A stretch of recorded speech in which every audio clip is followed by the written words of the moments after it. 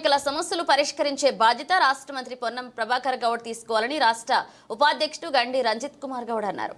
గీతా కార్మికుల సమస్యల పరిష్కార బాధ్యత పొన్నం ప్రభాకర్ గౌడ్ తీసుకోవాలని సర్వాయి పాపన్న మోకుదెబ్బ గౌడ సంఘ రాష్ట్ర ఉపాధ్యక్షుడు గండి రంజిత్ కుమార్ గౌడ్ విజ్ఞప్తి చేశారు.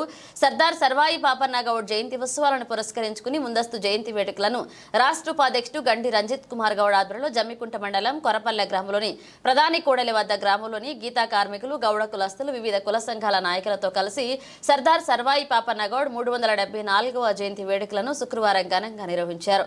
ఈ సందర్భంగా పాపన్న చిత్రపటానికి పూలమాలలు వేసి ఘనంగా నివాళులర్పించారు. అనంతరం గండి రంజిత్ కుమార్ గౌడ్ మాట్లాడుతూ ఈ యొక్క రాష్ట్ర ప్రభుత్వం సర్దార్ సర్వాయి పాపన్న గౌడ్ జయంతి ఉత్సవాలను అధికారికంగా ప్రకటించడం పట్ల హర్షం వ్యక్తం చేశారు.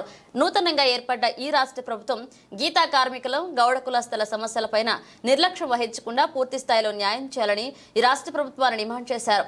జనగామ జిల్లా పేరును సర్దార్ సర్వాయి పాపన్న జిల్లాగా మార్చాలని, అదేవిధంగా హైదరాబాద్లోని ట్యాంక్ బండ్ పైన పాపన్న విగ్రహాన్ని నెలకొల్పాలని ప్రభుత్వాన్ని కోరారు. మా కోరపల్లి గ్రామంలో పడ్డ సర్దార్ సర్వాయి పాపన్న గౌడ్ గారి యొక్క 374వ జయంతి ఉత్సవాలు ఘనంగా జరుపుకోవడం జరిగింది. అందులో భాగంగా గత ప్రభుత్వం లోపల కూడా అధికారికంగా ఈ యొక్క జయంతి ఉత్సవాలు జరపడం జరిగింది.